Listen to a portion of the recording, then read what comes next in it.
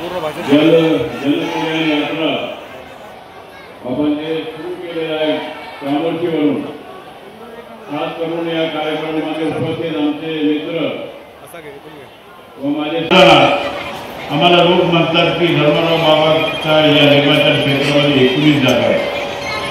19 जागा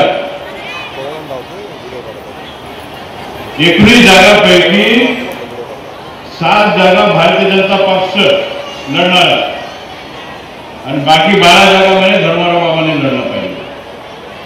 अरे बाबा, मी तुम्हाला जागा दिलं तर तुम्ही किती लढला पाहिजे माझ्या निर्वाचन क्षेत्रामध्ये मी ठरवणार ना, किती मी लढला पाहिजे, तुम्हाला किती दिला पाहिजे। विधानसभेमध्ये माझ्या पुतण्याला तुम्ही उभा केले माझ्या विरोधामध्ये, डमी कॅन्डिडेट भारतीय जनता पक्षाचा, 5 कोटी रुपये दिले त्याला मला पाडायला, आणि आता तुम्ही सांगता की मला हिस्सा द्या। एक टुकड़ा नहीं दूंगा 19 में से, एक टुकड़ा 19 के 19 जागा हा राष्ट्रवादीचा घडी चालेल, कुठे थांबणार नाही। 10 वाजून 10 मिनिटांना सुरू झाला की शेवटपर्यंत चालतच राहणार।